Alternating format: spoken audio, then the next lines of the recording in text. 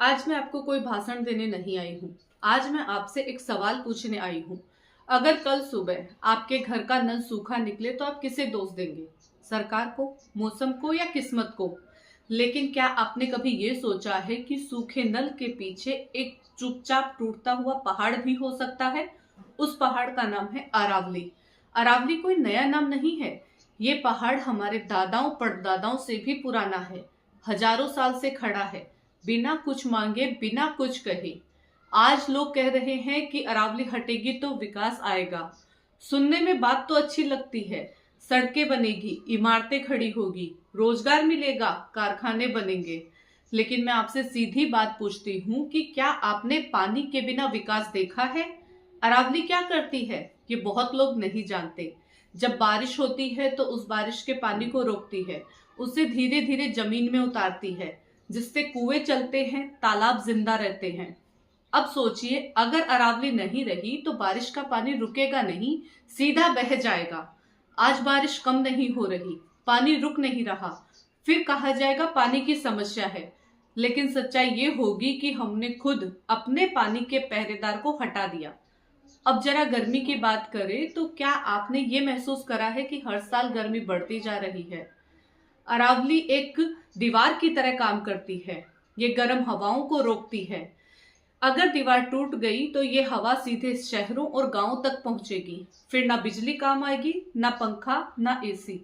फिर कहा जाएगा कि मौसम बदल गया है। लेकिन सच ये होगा कि हमने मौसम को बदलने पर मजबूर किया है। अब किसान की बात करें तो अरावली रहेगी तो मिट्टी बंधी रहेगी, खेत सुरक्षित रहेंगे। अरावली हटी तो मिट्टी उड़ने लगेगी, फसल कमजोर होगी। सबसे पहला नुकसान किसान को होगा, और जब किसान कमजोर होता है तो पूरा देश कमजोर होता है। अब जरा फायदे की बात करें जो हमें बताया जाता है। कहा जाता है जमीन मिलेगी, काम मिलेगा, विकास होगा। लेकिन सवाल ये है किसके लिए? कुछ लोगों को जमीन मिलेगी, कुछ लोगों को कुछ साल काम मिलेगा, लेकिन नुकसान किसका होगा? हर उस माँ का जिसे बच्चे के लिए पानी चाहिए, हर उस मजदूर का जो वो गर्मी में काम नहीं कर पाएगा, हर उस बुजुर्ग का जो गर्मी का बदलाव सह नहीं पाएगा। विकास जो कुछ लोगों को फायदा दे, पूरी जनता को नुकसान, उसे विकास नहीं कहते, उसे सौदा कहते हैं, जिसे भविष्य को बेच दिया जाता है। आज हम कहते हैं कि सब ठीक है।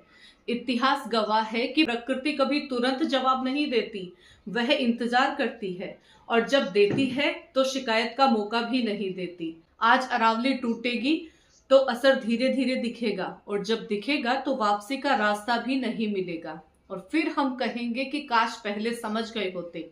लेकिन फिर पहाड़ वापस नहीं आएगा। सवाल ये नहीं है कि विकास चाहिए या नहीं, ऐसा विकास जो भविष्य भी बचाए, पानी भी बचाए, इंसान भी बचाए। ऐसा विकास नहीं चाहिए जो आज सुविधा दे और कल भविष्य छीन ले।